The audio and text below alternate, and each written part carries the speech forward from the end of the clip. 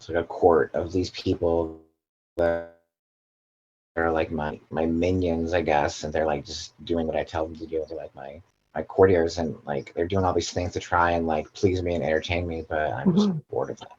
Mm. And as you're seeing all this, are you sitting, standing? I'm sitting on this throne, and there's like all this Mhm. like fine wine and food and all these things around me, but none of it appeals to Mhm. Mm. Mhm. me. I None of it feel appeals. bored by it. Mm. Mhm. Now, what are your physical reactions when you're bored? Just feel tired, yawny, Mm. fatigued. Like I'd rather just be asleep or just doing nothing else, doing anything else, Mhm. but just being there, even though Mm. everything there is designed to please me and bring me, all this pleasure and all this joy. It just seems so Mm. empty. Mm. Mhm. Are you wearing anything on your head or holding anything in your hand? Um, my hands are just like steepled in front of my face. I have like this silly, like weird crown. It's Mm-hmm. almost like a crown of thorns, almost like Mm. Christ like, but almost like a mockery of that because it's like gold. Do you get the sense? What does the crown allow you to do? It gives me authority to control outcomes and lead others. How old do you feel? Do you feel young, old, in between? Very old, Very old, old. Mm-hmm. old, Mm-hmm. millions of years old. Mm-hmm. I've seen all this so many times. Ah. It's just like the same dance over and over again. It's like a favorite movie that you've watched so many times that you know every single movement and you keep watching it because it's quote unquote your favorite movie, but there's nothing new in it. Mm-hmm. Mm-hmm. Get the sense that you have a partner, or are you alone? I feel like I can call like basically like concubines to me, but I don't have anyone that I'm close to. Mm-hmm. No one knows me. Yeah. What do you spend most of your time doing?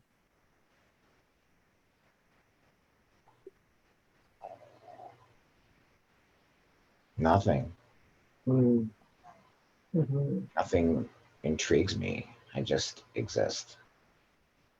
And all these people come to me to try and like please me because there's things I can do for them. So, and I do, and I'll do the things for them. I'll help them solve their problems or cast spells or destroy their enemies or save their children. And I have many powers. There's many things I can do. Mm-hmm. So I just fulfill those roles for them. But when there's nothing coming to me, I just sit and I exist. Mm-hmm. You said you get that sense that you've done it all before. Yes. What is that sense? You've done it all before. What does that make you do? It just makes me feel tired, worn out, old. That sense of feeling like you've done it all before, what does that prevent you from doing? Enjoying anything. Nothing feels new. Mm-hmm. Or does that affect your body most of all? My lower back feels stiff.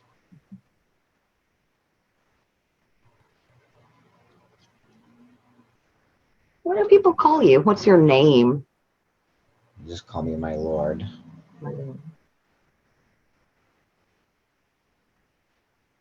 What would you like me to call you? Atavar. Atava. Thank you so much, Atava. Well, now that we know a little bit about you, thank you so much for telling me. I want you to take me to a time in that life of Atavar where something's happening or something meaningful is going on around you. There's a battle. Mm-hmm. I'm fighting. I'm wearing Mm. silver armor, and I have a flail and a shield, and Mm-hmm. I'm fighting, and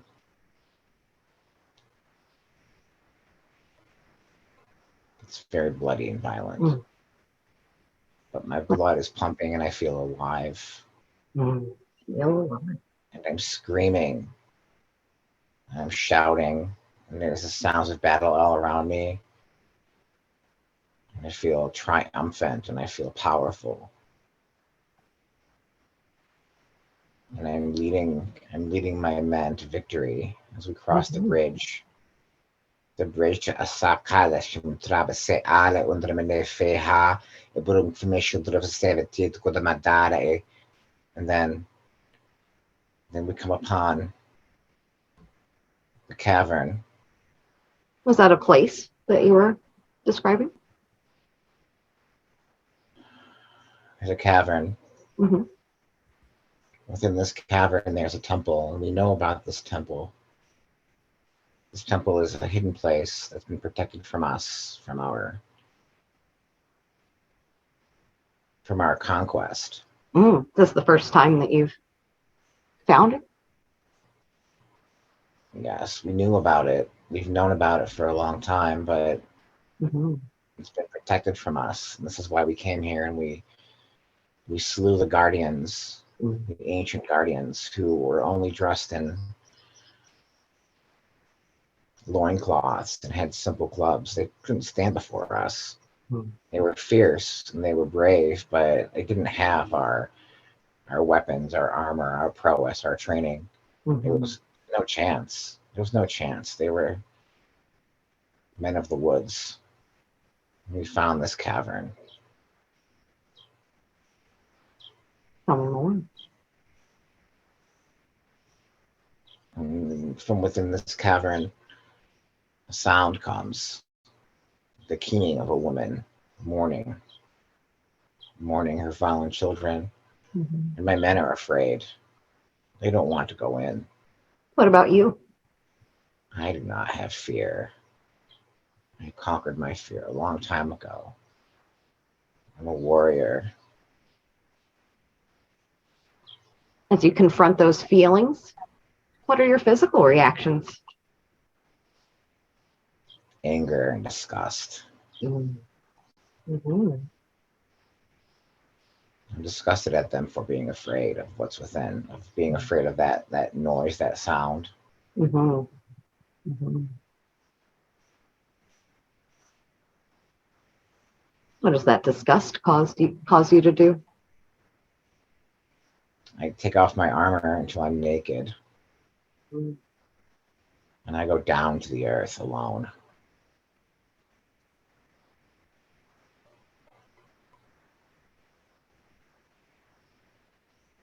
Tell me more. What happens next? It's dark, but there is a torch, and I light the torch, and I descend into the earth. It smells like decay and old things, and I can still hear the keening, the crying. And I go down, down deeper, and then I find her, Mm-hmm. the old grandmother. She's sitting in a pool, a red pool, a pool of blood. Mm-hmm. She's very old. She's older than you are? Yes. How can you tell? Her body looks old, but her aura, her energy, her bearing just feels ancient. Mm-hmm. She's sitting naked in this pool of blood, and there was supposed to be riches, and there was supposed to be some secret, some power here, something that would grant me immortality here, but I only see her and a few small ancient objects, wooden bowls, very simple things, bundles of sticks. herbs. She's holding her face in her hands and crying. I have the torch in one hand and my weapon, my flail in the other. And I'm standing there.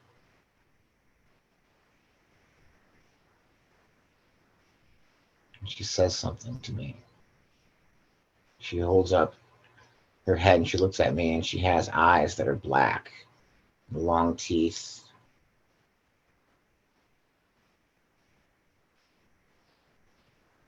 She says, I so clear the sky, she could consider this done to the guy. She says, why have you come here? And I tell her, I've come here for the power.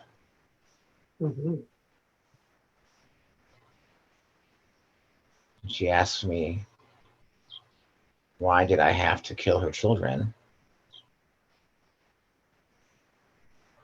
And I say, because they stood in the way of my power, the power that I deserve. And she asks me, why do I deserve this power? And I say, I am a king and it is my right to take what I can. And she laughs at me, and her laughter, it just rings throughout the entire chamber, and it's so loud that I fall to my knees and I cover my ears. And I begin to weep. And I beg her to stop.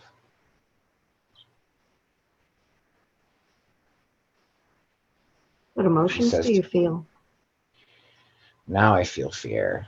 Now I feel like I've tread where I shouldn't go. I feel foolish, like a child who has gone too far from home.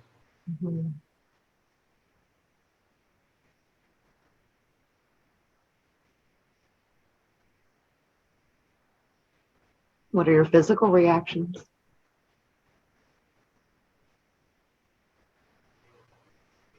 Panic, but my body, my heart is just beating so fast. And I want to run, but my pride won't let me. I've come too far. My head feels like it's going to burst. She's chanting now. She's chanting this terrible, terrible, somehow beautiful, beautiful song. It just fills everything. And weeping and clawing at the earth. And I'm begging her for forgiveness.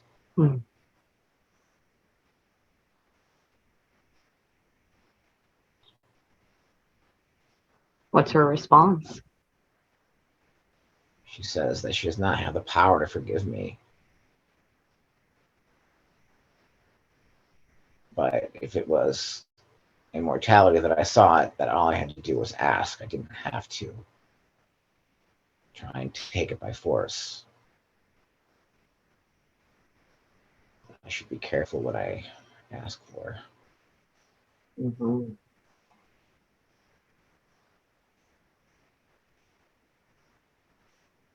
She has a chalice.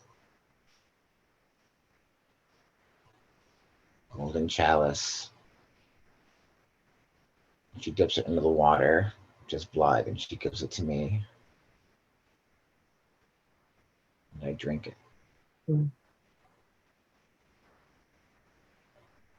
What effect does that have on you?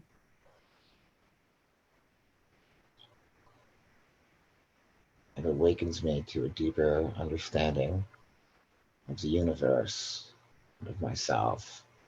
It soothes all pain. I have become a true king. Sangreal e unga mashudra sabere fare suna ale unto many fe. What does being a true king allow you to do now that you weren't able to do before? To see beyond the small things that most people concern themselves with, small petty conflicts and fears and concerns, the small relationships, the small fears, to see the larger picture, to see the larger scale of the universe, to move those threads sometimes, to subtly rearrange the threads of fate, Mm. and to lead when called to lead, to heal when called to heal.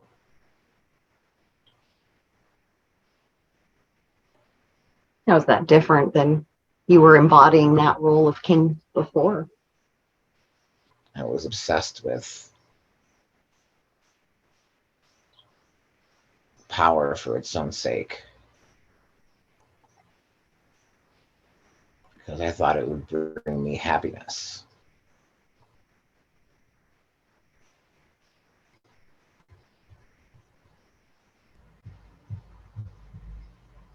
What do you imagine will bring you happiness now as you've changed? Is that this knowing, in a sense, has deprived me of the ability to truly be happy because I can see too much.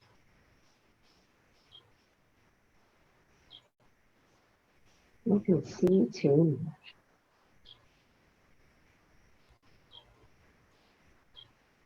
Happiness is privilege of the ignorant.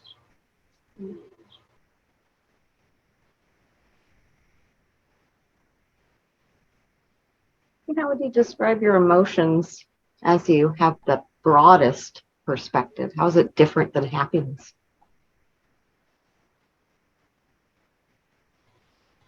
It's the peace of knowing that all things are equal. Mm.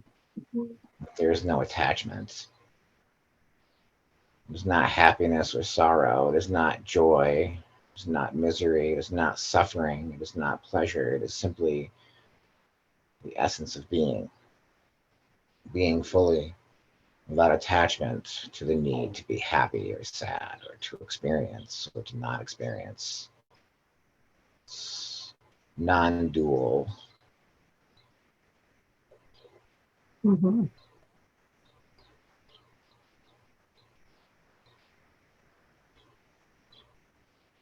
More about this experience as it's happening or what happens right after. She collapses. She falls dead. And I scream. When I first came in, I thought I was going to kill her, but now the Mm-hmm. fact that she is fallen dead of her own accord, it fills me full of grief. Not grief for her, but grief for myself, because I know that I have taken on her role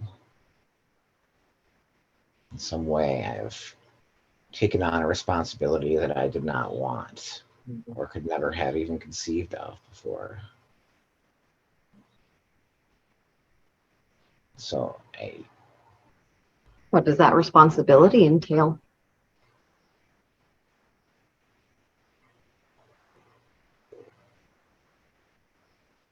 to protect those who cannot protect themselves without their knowledge that you are protecting them, to protect their souls and their hearts Mhm. in the astral plane. And as you connect with that deep sense of responsibility that you've just taken on, tell me, what are your physical reactions to having that responsibility? My body goes numb, my heart becomes heavy. Mhm. Fear I will not know the pleasures, the simple pleasures of being human again. Mhm.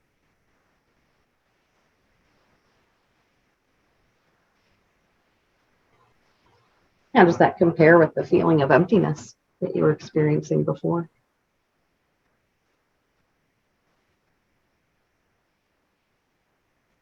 Feels like a truth, like an understanding, like a poignancy, sacrifice. It feels like a sacrifice. As you feel that heaviness in your heart, what does the sacrifice allow you to do? To see, to lead, to heal, to show up fully, authentically empowered to do all those things without attachment to the outcomes, without attachment to my own beingness.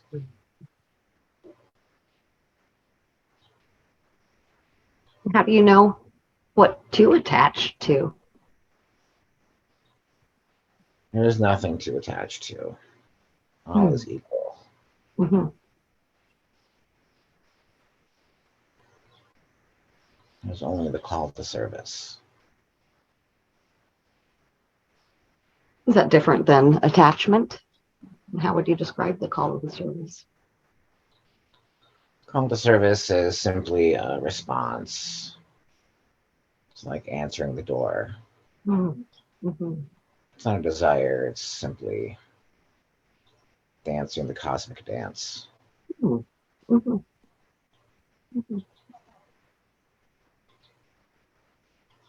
Thank you so much for describing this experience in so much detail. Allow yourself to find another time in that life. And tell me, what do you notice? What's happening? There's a woman who came into the court. Mm-hmm.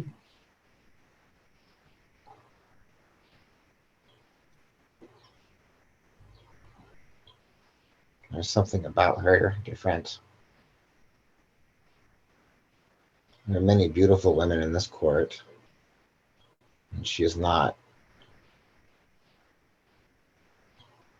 different from them in her appearance, but there's something about her. She carries herself, her smile, her eyes, her humility. Mm-hmm.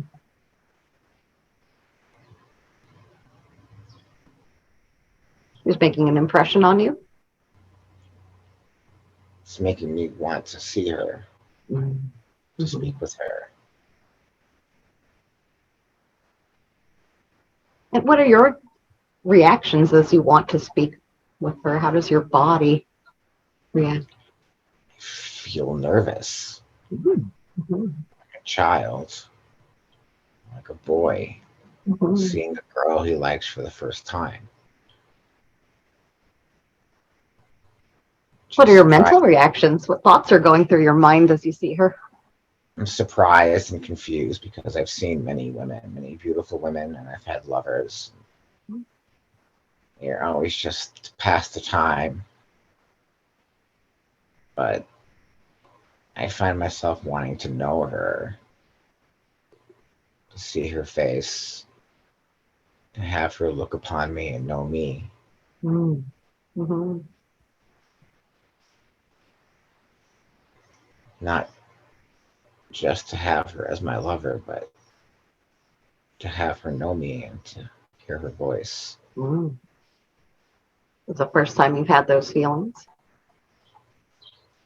Yes.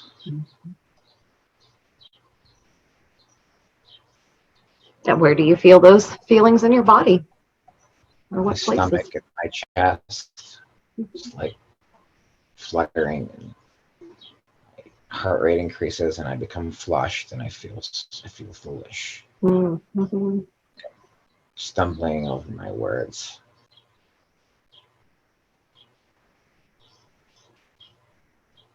Everything that I thought I knew about everything seems suddenly wrong.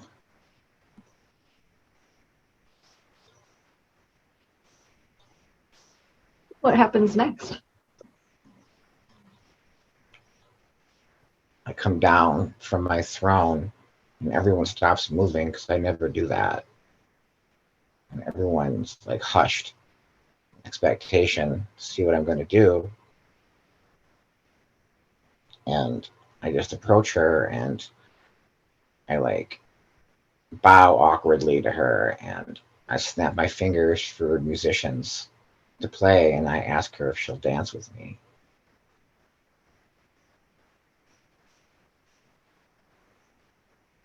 What's her reaction? I mean, she cannot refuse me because of my position. She seems flustered and confused, and I don't like that. Mm-hmm. So I say, please, only if you wish. And that seems to relax her a little bit. Mm-hmm.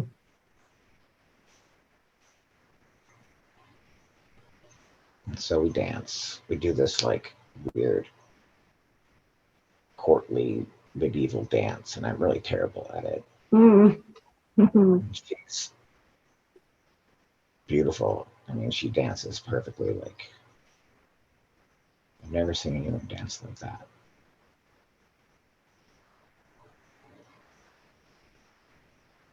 Tell me more. What are you thinking of this woman?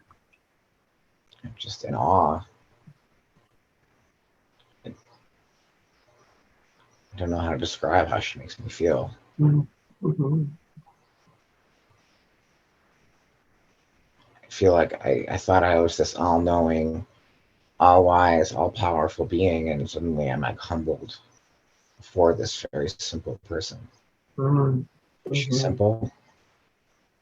Or is there something more to her? I wonder. I don't know, but What does I that just want. curiosity make you do?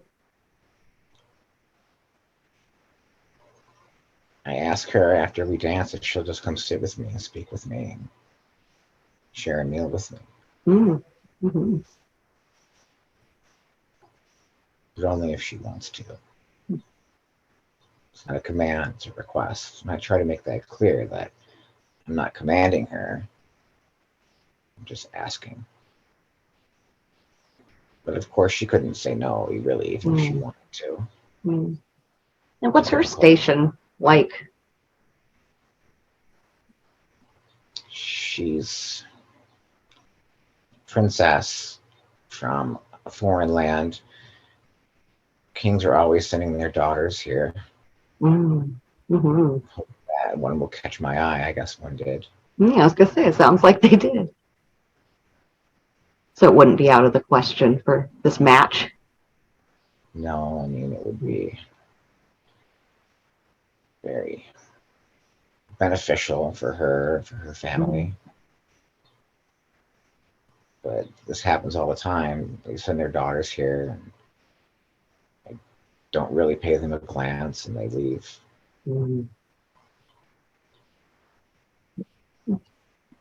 Let's fast forward time a little bit. Tell me what else happens.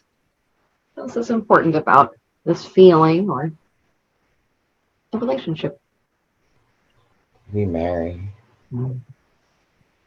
She bears me two sons. She dies Mm. in childbirth and our second son. Mm. And I'm angry. Yeah. I'm so angry that I lost her. She was Mm. everything. And all this power, all this healing knowledge, all this stuff I thought I could do, none of it could help. She bled Mm-hmm. out, Mm-hmm. a commoner on our Mm-hmm. bed. And I raged. Mm-hmm. I destroy the room. I destroy half the castle in my rage, but my son crying calms my rage. Yeah. And I take him in my arms and I cry with him. Mm.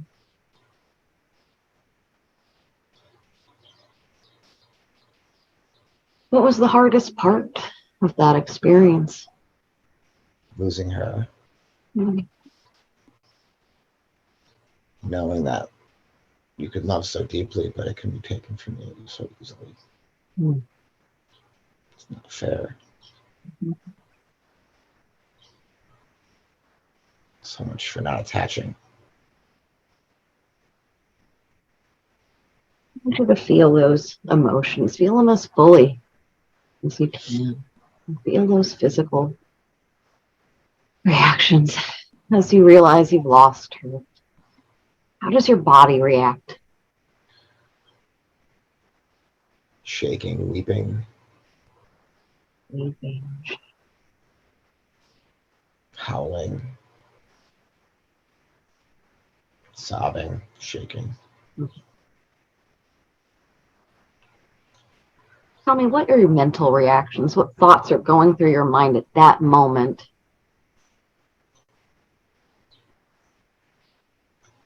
Anger, rage, grief, surprise, confusion. Mm. I've saved other people from the brink of death before. Why couldn't I save her?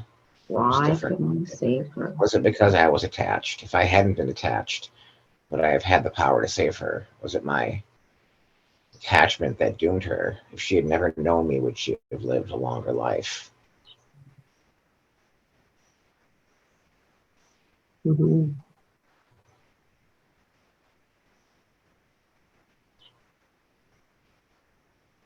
It sounds like you're almost blaming yourself for that. Yes. Yeah.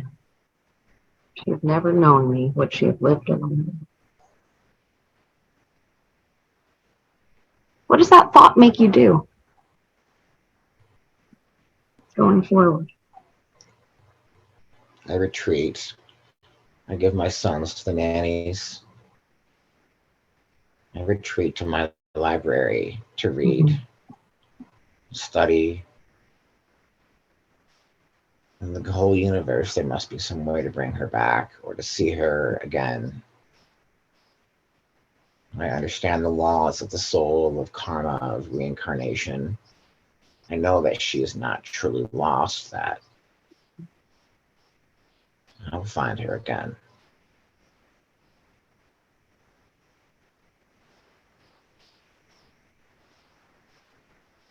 So as you retreat, what does that prevent you from doing? From knowing my sons and fully performing my role. Mm-hmm. I want you to take me to the end of that lifetime. Take me to the last day of your life in that body. Tell me, what do you notice? Yeah.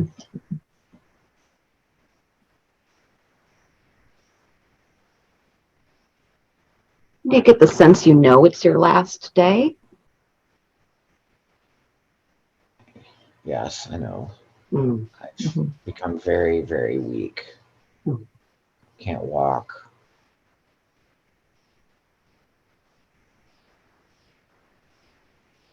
How long have you been like that?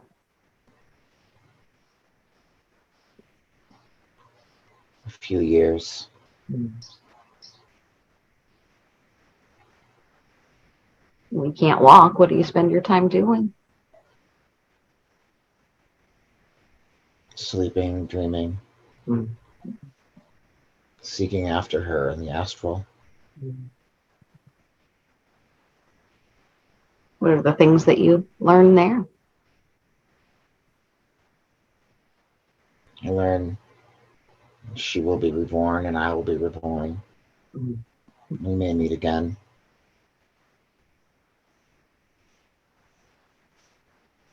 How will you recognize her? I'll know. I'll know that feeling again, that shaking feeling. Mm-hmm.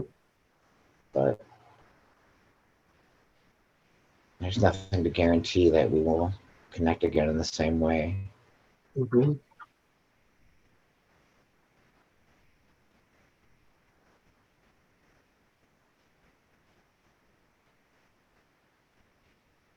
Take me to the last few moments of that life.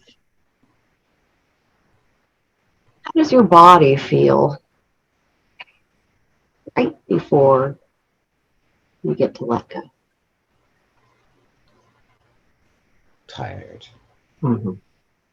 Is it tired everywhere? Or is there one particular part that's extra tired? My heart. The heart.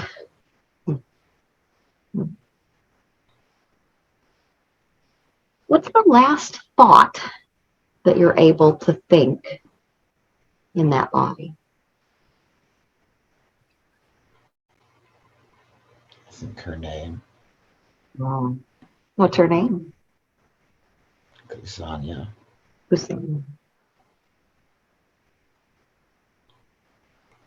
What's the last emotion that you feel? Tenderness.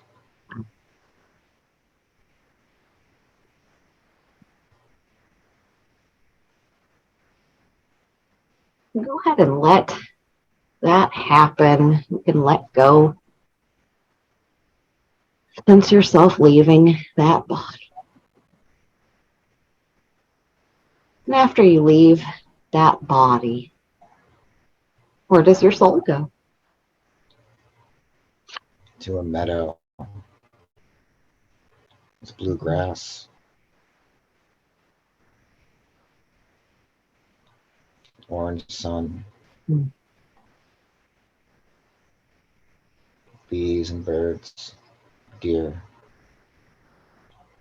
What does it feel like to not have that body? It's a relief. There's a lot of pain, discomfort. What's your form like in this meadow?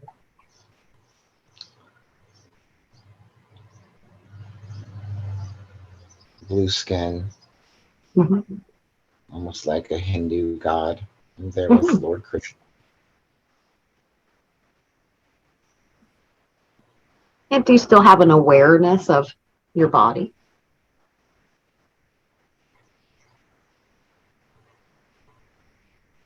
I'm aware of having a body. Mm-hmm. It's not the same as having a human body. That body. It feels more light, expansive. You've left that body and have come to this place. You have a different perspective, and you're able to look back over that lifetime, the new set of eyes, the new set of awareness. So look back over that lifetime. Atavar. Tell me, what did you go into that experience to learn or to share? What lessons did you learn in that body?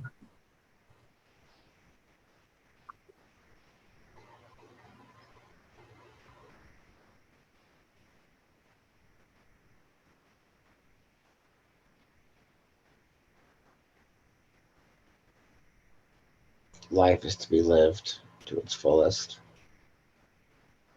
Nothing is guaranteed.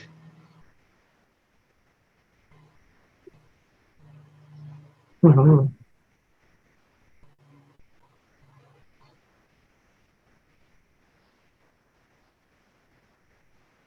But if you hide from your pain, if you hide from your grief, Mm-hmm.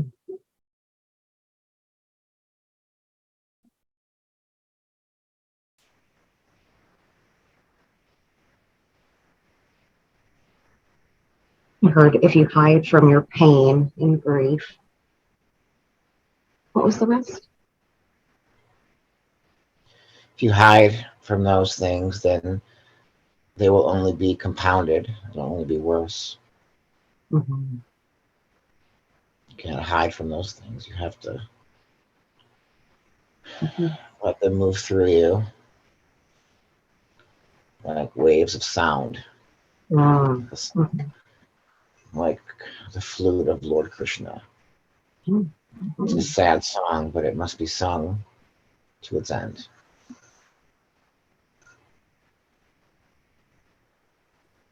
Only then can a new song begin.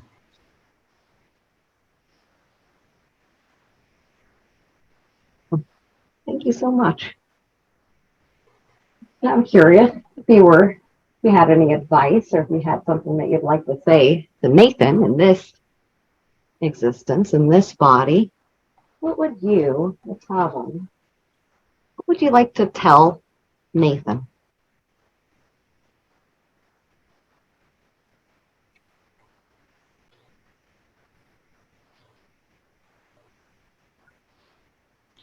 Don't hold on, but don't let go. Stay the course. What's yours will find you. And what's not yours will find its own way.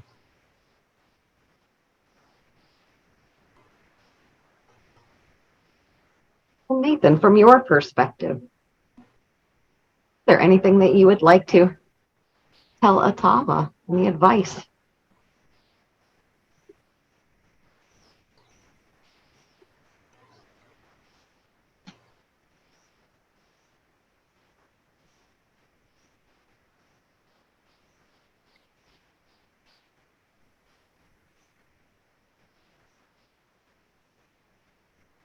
Questions?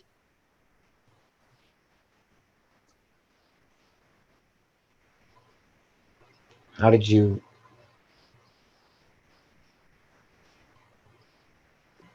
really know when you found her? Hmm.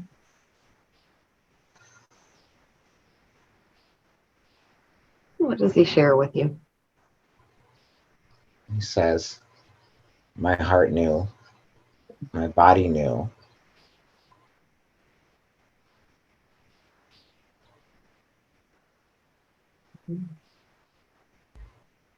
Now that we've taken a look at some of these connections, I'm going to make sure that we put everything into place. I always like to ask if there's anyone's energy from that lifetime that you, as that king, took from people that you would like to give back. Any energy that you've taken from someone that wasn't yours that you would like to now give back to them. Do you see any? That the grandmother who sacrificed herself and gave me that power, I wish I had not gone to that place in violence. I wish to restore her power and her grace. I wish to give back to that divine feminine maternal energy, anything that was taken through violence and rage and greed. Well, if it's appropriate, can we see that happening? Can you see yourself as a king going in grace with humility? Yes. What would be different in that interaction? I would have brought an offering, and I would have come before her children with bounties of food and wine and beautiful things, asking. I would have thrown a festival, a great feast, and invited her to come and to teach and sing and dance and teach us her ways. Well, notice. Own space. Good job. Just notice that happening. Notice how those threads are being subtly rearranged. All the connections that can trickle out from that shift in perception as you give that energy back. And then when I met Krisanya, I would have had a healer other than myself who could have taken care of her, and she would have lived. Mm-hmm. And we would have grown old together. Mm-hmm. You can see that happening as well. Tell us, what's the benefit to your kingdom as these changes are made? It's a place of joy and harmony and laughter and light, balance, warmth.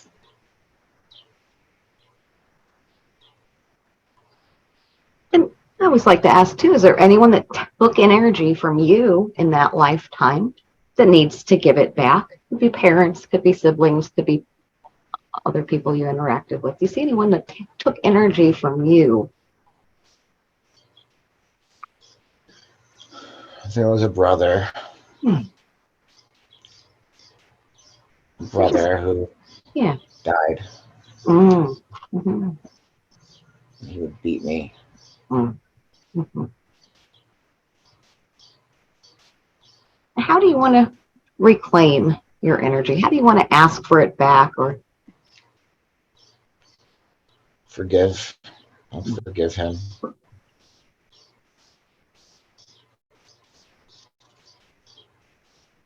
want you to see that happening. See your brother in front of you. And as you offer that forgiveness, how does that affect him? What does he say? First he laughs and says that I'm weak. That's how he was. But then his higher self comes forth and I accept. He says, I accept. And he embraces me and he says he's sorry for beating me. And I see now that my need for power was because of him Mm-hmm. and because of our father. I had beaten him. Mm-hmm. Feel that energy coming back as that embrace solidifies that. And what will this energy allow you as Nathan to do going forward now that you have this energy?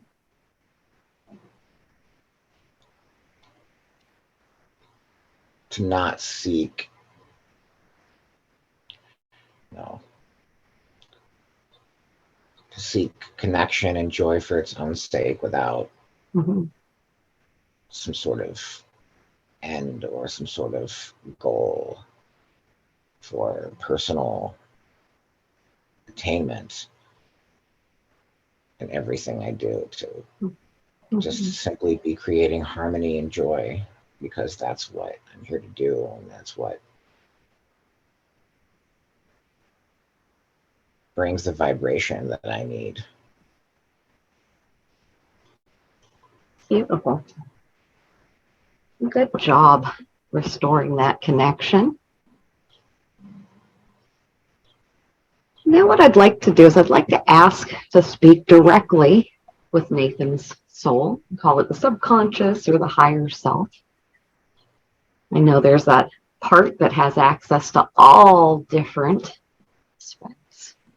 I always like to ask permission to speak with the soul and ask permission to talk about Nathan. So do I have permission to speak with Nathan's soul and to ask lots of questions today? Yes. Thank you so much. Thank you so much for being so present throughout this session, for bringing all this information through, and for helping. I know that Nathan brought some questions in. Feel free to expand upon any of the information that we discussed. I know you could have shown him many different perspectives, but you chose to show him this particular perspective of the King Atavar. So I'm curious, why did you bring forward that lifetime? What was important about Atavar? And why did Nathan need to see that? Nathan often questions his value based on his material attainment in life. And I wished to demonstrate to him that you can have all the power and wisdom and wealth and material attainment that you wish, but if you lack true wisdom, true unconditional love, then it makes no difference. Mm-hmm. Tell me more about how that lifetime anchored that understanding into this reality.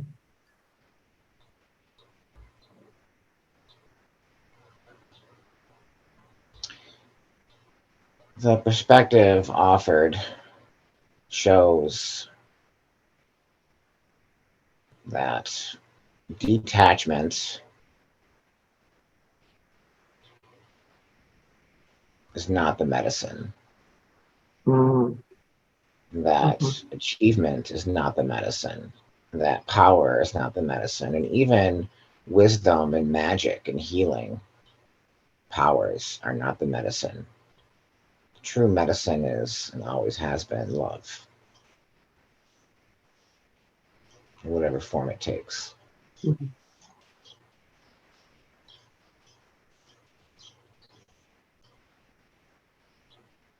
Sounds like you were able to show him that in many different aspects or different relationships, and as well as the loss in that lifetime. What's important about him losing that relationship, and how does that affect Nathan in this lifetime? Loss is part of the experience. It can easily be said that life can only be valued if it can be lost. Mm-hmm. Experience can only be valued if it can be lost. The passage of time is the ultimate experience. Time without loss has no meaning. All things must end. All forms must pass. All shapes must be reshaped. All actions have consequence.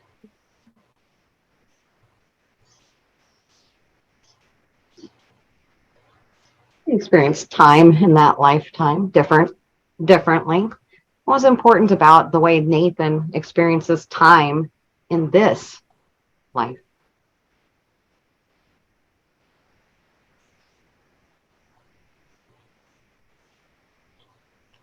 Time is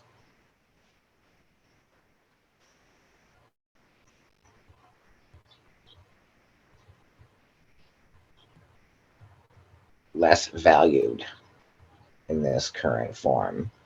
However, it is Mm-hmm. more sought after. Mm. Yeah, he says he feels like there's not enough time. There are too many scattered threads. Mm-hmm. There is How do no you, focus. yeah, how do you see those threads wanting to come together? How can they be arranged, or how can he focus more effectively? He must live less in his head and in his heart. He must live less in his head and in his heart. Mm-hmm. Follow the guidance of his heart with each morning, with each Mm-hmm. moment, with each night. He believes that developing a routine would help him follow that. Is there a routine, or do you have any advice about a healthy routine for Nathan?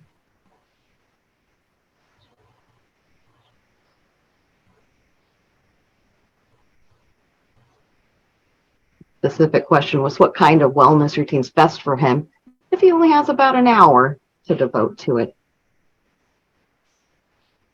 Tai Chi, 30 minutes Mm-hmm. in the morning. Never sleep past 7:30. Okay. Awaken at 7:30. Drink Mm-hmm. water. Tai Chi for 30 minutes. Mm-hmm. Mm-hmm. Meditate for at least 10 minutes afterwards. Okay. Yoga in the evening, if energy allows, but the Tai Chi is the most important thing.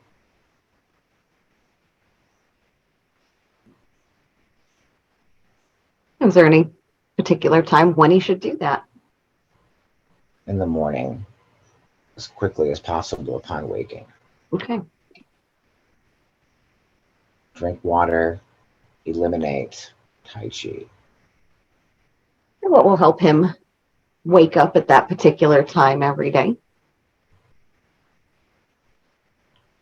Sleeping consistently Mm-hmm. at a consistent hour by midnight, the latest. Okay. Is there anything that will help him do that, or that's been preventing him from sleeping consistently?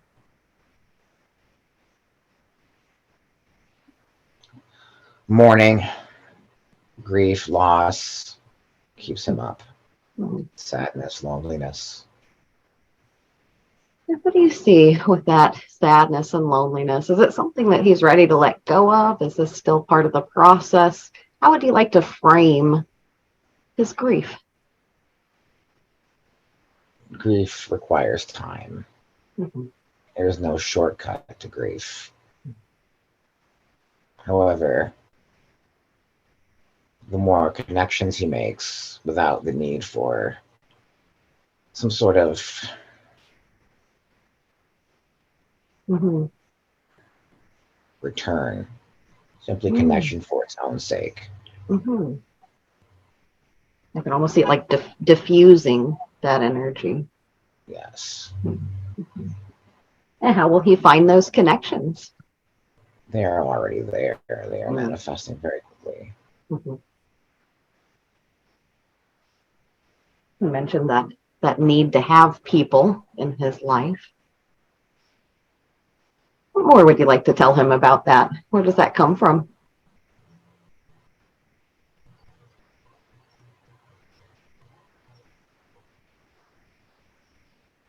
Connection is essential to his nature. He enjoys people, he enjoys being seen, he enjoys nurturing people, making them smile, seeing them come into themselves.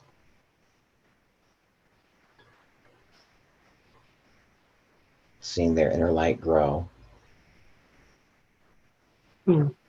seeing the unique ones who have felt disenfranchised and disconnected find their footing, find their power, fills him with a joy that is hard to describe in words.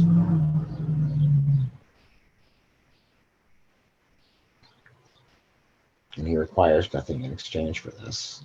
Mm. Mhm.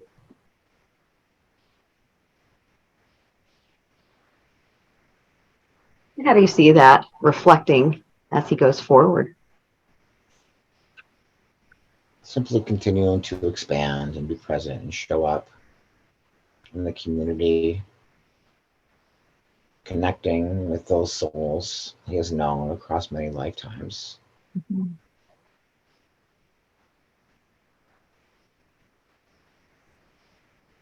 Krisania is here. Mhm. Just because she is here does not mean that anything will come of that. Mhm.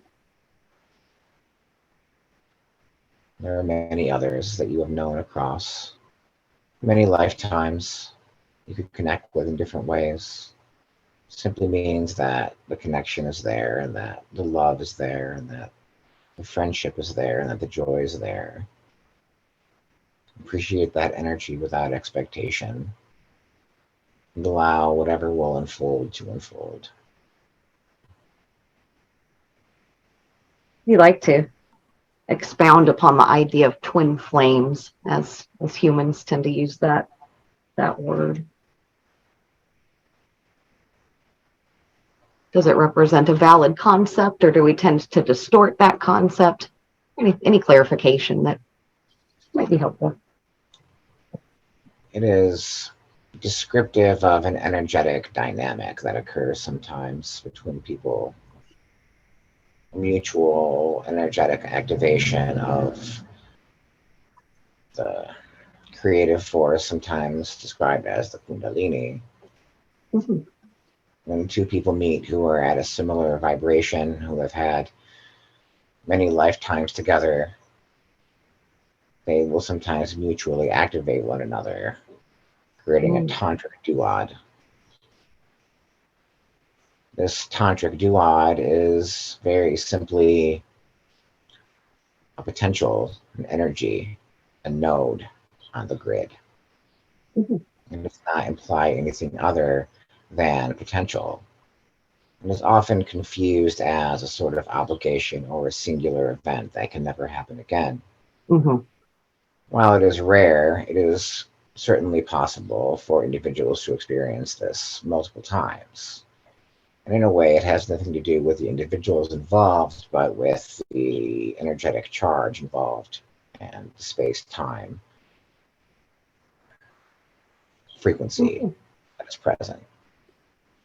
To attach meaning to the experience is as delusive as attaching meaning to anything else. We create the meaning that we wish to assign to something. So a twin flame experience can be a catalyst for a great, beautiful experience. It can also be a catalyst for something very destructive and very painful. The latter will occur when it attaches to the experience and assigns more meaning to it than is there. It is not necessarily a romantic life partner relationship. Oftentimes it is not. The struggle that occurs is that it is often very dynamically and intensely sexual. When that happens, it can be hard to reconnect intimately or sexually again with another person. This can lead to celibacy.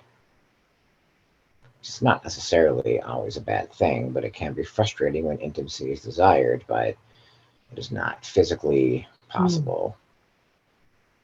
Is there a balance that can be introduced into that equation? Yes, through the careful study and cultivation of tantric energy. However, once someone has experienced the twin flame connection, it is difficult, if not impossible, to have physical intimacy with someone who is not energetically active. In fact, it is toxic to the light body to do so. It should be avoided at all cost. A being who has had a twin flame activation sexually should not intertwine with beings who are not awakened. This will reduce their vibration and can actually invert their vibration, and this person can become very dangerous. It seems like you were showing him a connection from that other lifetime that resonated deeply in his soul. What was important about that relationship in that life? She showed him that you can't quantify the mystery of human love. It cannot be understood with words, with thoughts. It cannot be unraveled. It is the ultimate mystery that no one has yet to solve. It should not be solved because it is the heart, the spark of the human experience. If it were commodified, if it were turned into an algorithm, it would be the end of the human experience. I was going to ask you, he talks about running a lot of different models. I'm curious, how does he know when to apply the models, and how can he best apply what he ruminates about?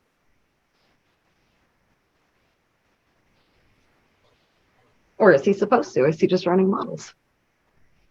You should let go of the models. They are useful sometimes. Yeah.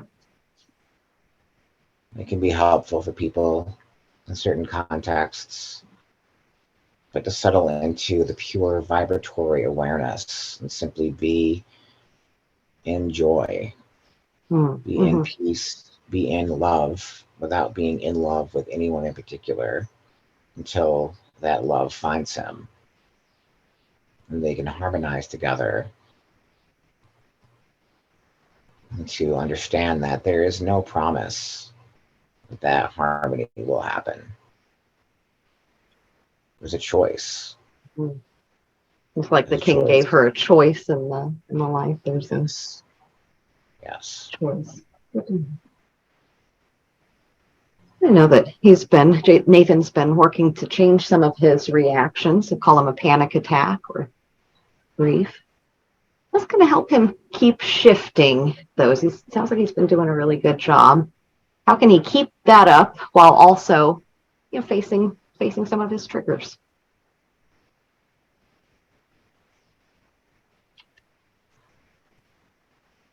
Must not avoid those situations that might trigger him. Mhm. He must be willing to face those challenges head on with what I will call the sword of gentleness. It is Mhm. not a furious thing. It is not a thing of great willpower, but a yielding energy, a surrender, Right. joy, a smile, a yes.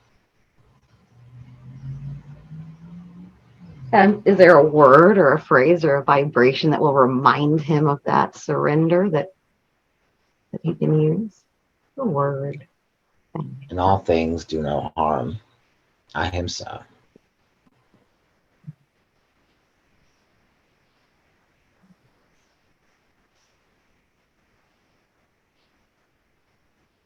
Speaking of those feelings, sometimes it's helpful to go back to another time where we felt that panic, felt that attack.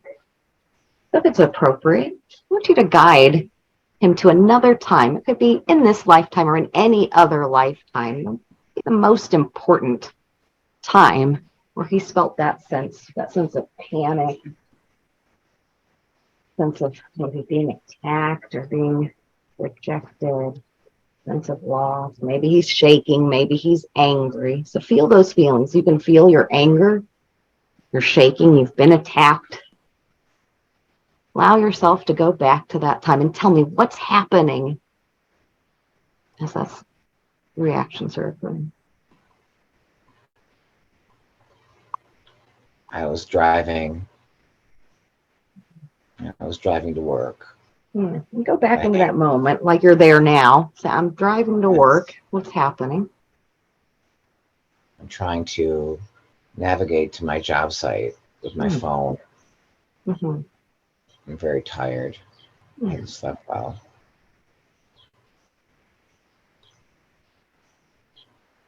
As you haven't slept well, how does that affect your body? Just fatigue, irritability, And where do you feel it in your body?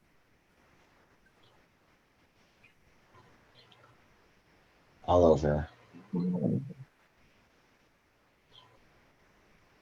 Tell me more. What thoughts are you thinking as that's happening? I'm just frustrated. I don't want to have to go to work. I don't like what's going on in my life. Just there's no good things happening. Mm-hmm. And what emotions are you feeling? Irritation, depression, fear, anxiety.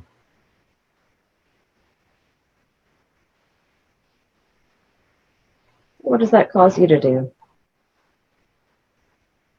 Well, I'm trying to just navigate, and then this guy, he pulled up next to me and starts honking at me. Hmm. So I guess I swerved. Hmm. What are your physical reactions to that? Okay. I completely lose my mind and my Yeah. body, and I swerve and I crash into him. Mm-hmm. And then I panic and fear, realizing what I've done. So I accelerate and I get off the highway and I Mm-hmm. pull into a driveway, into a parking lot. And the guy follows me. Mm-hmm.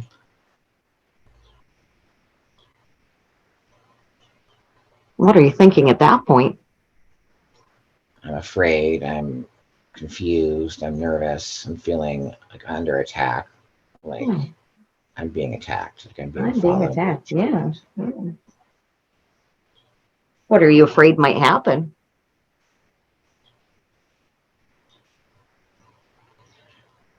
I don't even know. I'm in a Yeah. pure animal state of fear. Yeah. How's your body reacting to that fear?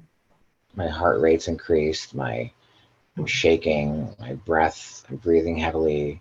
My eyes are wide. Yeah. I'm angry. I'm feeling threatened. Mhm. I'm going to ask you to use all of those feelings, those emotions, and ask your soul to take you back. The first time your soul had experienced that. Very first time that your soul experienced that. It's okay, even if it feels like you're making it up. Go ahead and tell me about the first time your soul experienced that attack. Maybe your heart's beating faster and your eyes are wide. You don't know what's going to happen, but you fear the worst. When's the first time your soul experienced that? What's happening? Africa. Mm-hmm. Yeah. Savannah. Mm. It's hot. What's your form like? Do you have a body? I'm small. Mm-hmm. Naked. Do you have anything on your feet? Or your feet No. bare too? Okay. Yes. Are you male or female? Male. Mm-hmm. How old are you? I don't know. Feel young or old? Or do you have an age? Don't measure age, but I have a wife and a child. Mm-hmm. I have a wife and a small child, a baby. Mm. Tell me about what's happening. It's night and I can't get the fire started. Mm-hmm. Can't get the fire started. Being separated from the group. My wife, she hurt her leg and she couldn't walk. So they left us and they said they were going to come back, that I could protect them. And I said I could protect them with my spear. Yeah. But I have never been a strong hunter. I can hunt, but it's just our hut and the fire. And if I can get the fire started before night falls, then we will be safe. But I can't seem to get the fire started. Our coals have gone out, and I am trying to start the fire, but I can't. What happens if you can't start the fire? We will not be safe at night. The animals will come and take us. What will they do to you? They will eat us. You seen that happen to people before? Yes, it is known. How does your body react as you think about that? What parts of your body do what? My heart rate is increasing, and my teeth are chattering, and my woman and my child are both screaming and jabbering at me and telling me to get the fire started. It's not helping. It's not helping that they're yelling. I'm trying to get them to be quiet. I'm yelling at them to be quiet so I can get the fire going, and I can see the sun going down, and I can hear the snarls of the beasts. What does all that stress prevent you from doing? From thinking. I can't think. Can't think. I can't think. I can't act. My hands are becoming clammy and wet, and I can't. If I have wet hands, then I can't start the fire. I have dry hands.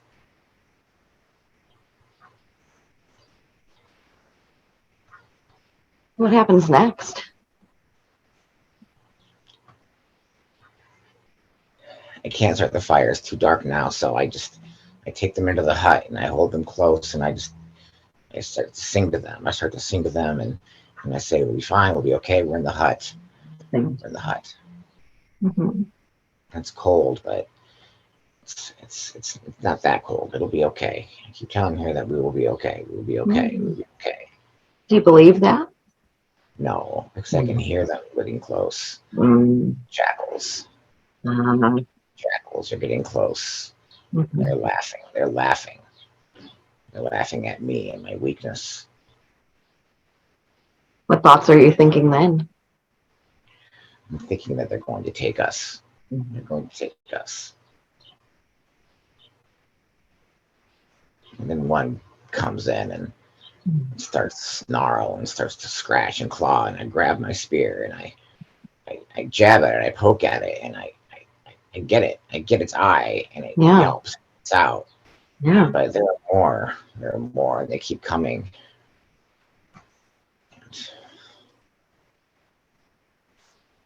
What's the hardest part of all of that? My failure to protect them. Where do you feel that failure in your body? My heart. My heart. What does it look like? Like death. Like Pain. Mm-hmm. Blood. Loss. Mm-hmm. I want you to go to the last moment of your life while you're still in the body. What's the last thing that you're able to feel in the body before you Agony. Yeah. What parts did you feel that in? My stomach. Mm-hmm. Mm-hmm. What's the last thought that you were able to think before you left that body? It's anguish over letting down my family. Mm. If you were to put that into words, like a thought, what's the last mental reaction that you have? It's the word no. No. Mm-hmm. Mm. Okay. Well, go ahead and let all of that happen and realize that that's in the past. It can stay in the past. But now I want you to tell me, where does your soul go after you leave that body? Sitting in a tree beneath the stars. Mm-hmm.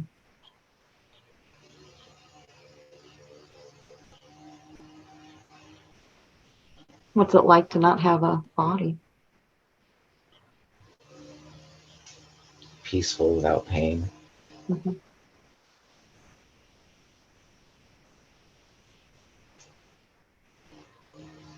Do you stay there for a long time? It's like I'm hanging out with a bunch of monkeys. Mm-hmm.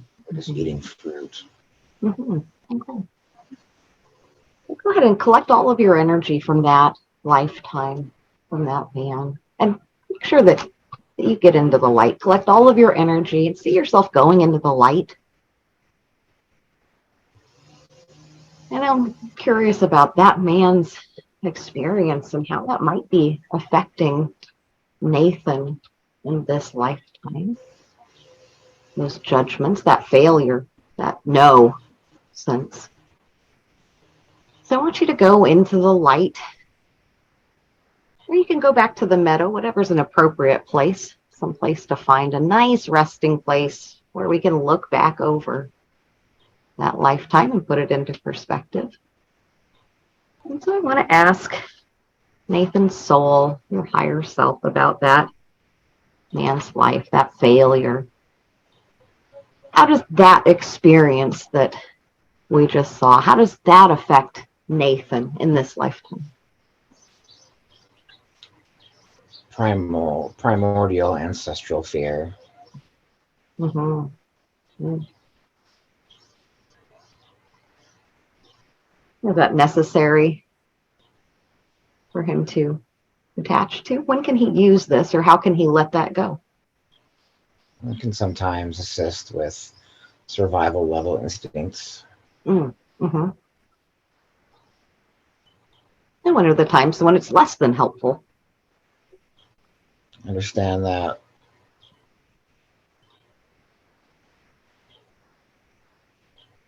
the reason that this failure happened was not because of any external conditions, but because he was not able to find calm in the moment. If he had been able to breathe and find peace within, he would have been able to start the fire. It wasn't any lack of resources or lack of ability or lack of prowess or anything else. It was simple lack of inner peace. Mm.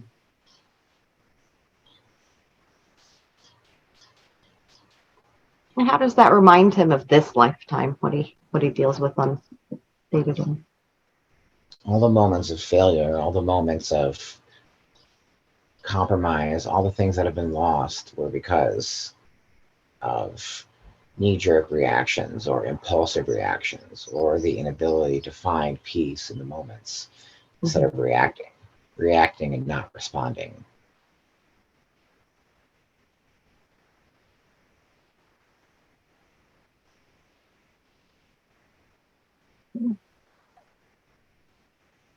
And what will allow him to remember that or find that pause? How can he introduce that calm into situations when maybe it isn't there naturally?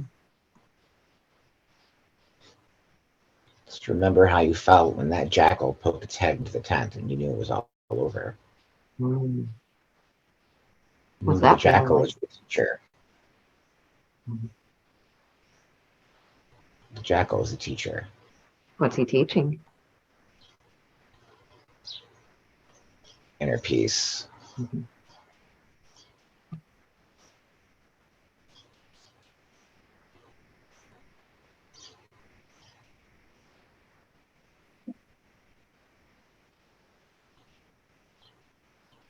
Wonderful.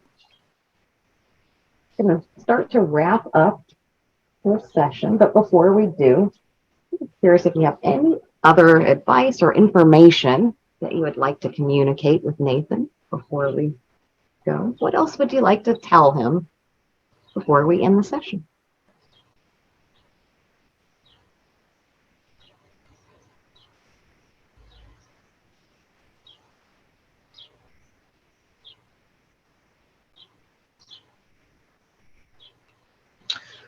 Timelines will coalesce. Timelines will always coalesce. You cannot stop this from happening. Timelines coalesce on a fractal scale harmonically. If you create the harmonics along the pattern that you wish to see coalescing,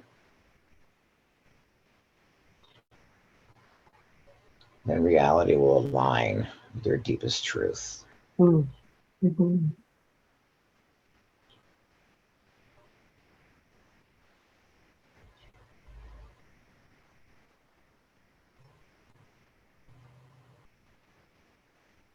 I'm curious, what do you see happening as a result of this experience? This information that he has now, what will that catalyze in Nathan's life going forward? Emptying out all the things that are unnecessary, organizing the energy in the appropriate way, catalyzing a rebirth of wellness and health and interconnectivity, moments of peace, moments of love. And I'm always curious, how does he find it different working with another person versus channeling information? What does it allow him to do, having a guide? It's helpful because it allows a reserve and it allows for information to be contained in a linear way without the ego having to become involved and interpret as much. Well, thank you so much. Much gratitude to you, dear sister. And 5, you are wide awake. Feel wonderful, like you've had an interesting experience. Rested and refreshed. Most people either sleep like a baby tonight, or you might be up all night thinking about the experience. But don't be alarmed if you're a little bit more tired or a little bit more awake. Good job. Wow. Good morning. Good. Thank you. Thank you. That was How long did good. it feel? I don't know if you lose time or not. I don't know. I was totally out of this dimension, so Yeah. Did it feel like 10 minutes, 20 minutes, an hour, 2 hours, 5 hours? I don't know. I totally like lose track of time when I do these things. Okay, good. Yeah, we started. I think I wrote down around noon, so it's been a good time. It's about 1:40 now, so you've got a little bit of time before 2. I didn't want to get you too much longer than that. So tell Thank me you so your much. impressions. Um, I did my best to really kind of have that beginner's mind because, Yeah, I've done a lot of this past life yeah, stuff. Like I said, I haven't had a lot of people um, do this for me. I had one QHHT session like many years ago. It was kind of somebody who was new at it, and that was good. That was interesting, but yeah. this was good. I felt very like guided and very held and like very safe. I definitely had some emotions coming up, like losing that wife. Like, oh my god, I could really feel that. I was tearing. Yeah, I I was try to too. stay I keep Oh my my god. distance as much as I can, but it's going, oh, Yeah, goodness. that was Yeah. rough. And it's interesting, Mm. thinking in this lifetime where you think that you are like the master of your own domain, and then suddenly you just fall in love, and you're a schoolboy again, and then you lose it. And it's Yeah. like Yeah. kind of interesting. Um, Yeah. Quite a lot of contrast in that, you know, yeah, those experiences that you were describing yeah. from that lifetime. Yeah, I often wonder because I've done a lot of past life Akashic work, and I'm like, Yeah. is it a literal past life? Is it just like an archetype thing? I've learned to kind of let go of that question, Yeah. Even me but too. I'm like, is it it was all, is this interesting. one real? Is this Yeah, I real? don't I know. don't know. So, I mean, Yeah, I don't know that one either. But yeah. yeah, So you yeah, did great. I mean, I expected you to do as well, but like you did great at describing everything and going in and just good job going right thank you. into that.